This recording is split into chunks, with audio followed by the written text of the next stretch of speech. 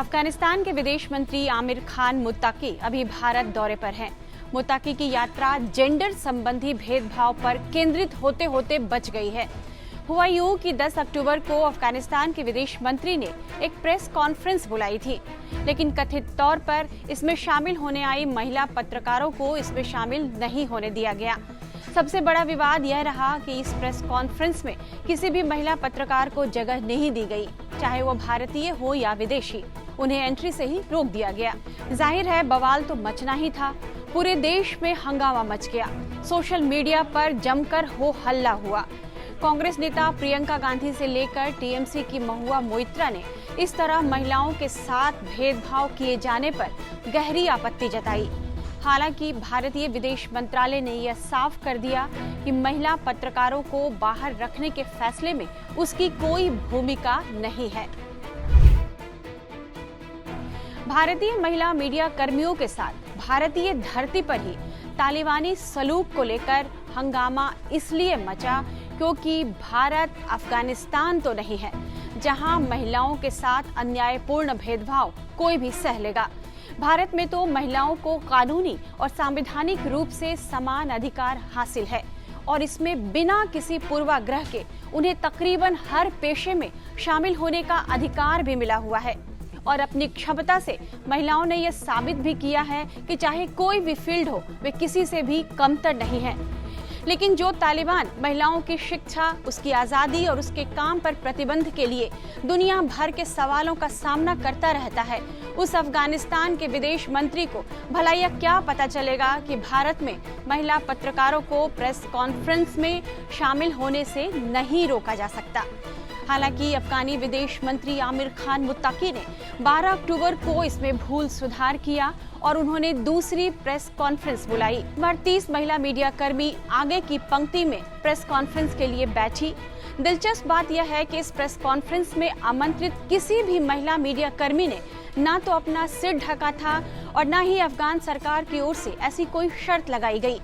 साथ ही महिला मीडिया कर्मियों ने भारत आए तालिबान के विदेश मंत्री को अफगान लड़कियों और महिलाओं की शिक्षा और उनके काम पर प्रतिबंध लगाए जाने के बारे में जमकर तीखे सवाल भी पूछे। भारतीय महिलाओं की ताकत को देखकर तालिबान सरकार ने भारतीय धरती पर तो अपनी भूल में सुधार कर लिया, लेकिन अफगानिस्तान दुनिया का एकमात्र ऐसा देश है जहां सरकार ने लड़कियों और महिलाओं के बुनियादी अधिकारों पर प्रतिबंध लगा रखे हैं, जिसमें सार्वजनिक पार्कों, जिम, मस्जिदों, बाजारों और सैलून में भी उनके जाने पर बैन है। स्थानीय मीडिया के मुताबिक कई जगह महिलाओं को बिना किसी पुरुष के घर से बाहर निकलने पर पाबंदी लगा दी गई है। कई जगह सार्वजनिक स्थानों पर भी महिलाओं की एंट्री बैन कर दी गई है। यानी तालिबान के आते ही महिलाओं पर सख्ती भी शुरू हो गई।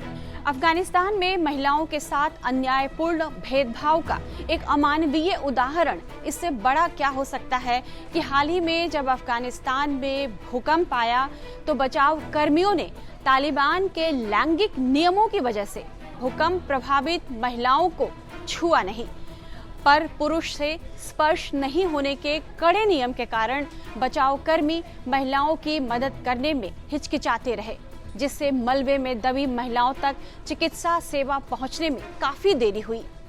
तालिबानी प्रतिबंधों की वजह से महिला स्वास्थ्य कर्मियों की कमी भी एक बड़ी समस्या अफगानिस्तान में है, जिससे स्थिति महिलाओं को लेकर और भी गंभीर हो जाती है। पीढ़ियों से चली आ रही लैंगिक असमानता, सीमित शिक्षा और रोजगार के अवसरों पर पाबंदी ने अफगानिस्तान में महिलाओं को आर्थिक रूप से पुरुषों की कमाई पर निर्भर बना दिया है। इस वजह से यह एक ऐसा दुष्चक्र बन गया है जहां महिलाओं का जीवन अक्सर पुरुष रिश्तेदारों के सहारे ही टिका रहता है। 2021 में अफगानिस्तान पर तालिबान के कब्जे के बाद से महिलाओं और लड़कियों की अभिव्यक्ति की आज़ादी पर तालिबान के प्रतिबंधों की मानवाधिकार समूहों और विदेशी सरकारों ने आलोचना की है। हालांकि तालिबान अधिकारी यह कई बार दावा कर चुके हैं कि वे इस्लामी कानून की अपनी सख्त व्याख्या के अनुसार महिलाओं के अधिकारों का तय करते हैं और उन्हें सम्मान करते हैं, लेकिन उन्होंने सार्वजनिक जीवन में महिलाओं की पहुंच पर इतना कड़ा नियंत्रण कर दिया है कि महिलाओं के जीवन पर लगभग आफत है।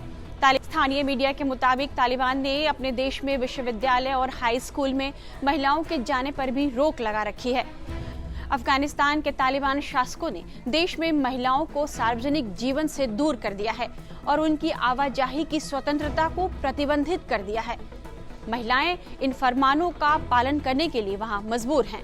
अफगानिस्तान को लेकर संयुक्त राष्ट्र मिशन की 2025 में प्रकाशित हुई मानवाधिकार रिपोर्ट में कहा गया है कि अफगान महिलाओं को कार्यबल में शामिल होने के अवसर से वंचित किया जा रहा है।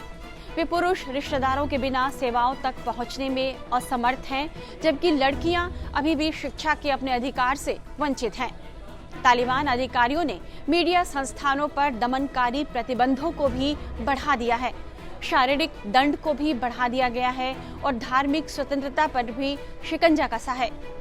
रिपोर्ट में विस्तार से यह बताया गया है कि 17 जनवरी से 3 फरवरी के बीच उत्तर पूर्वी अफगानिस्तान के बदख्शां प्रांत में कम से कम 50 इस्लामी पुरुषों को रात में उनके घरों से उठा लिया गया।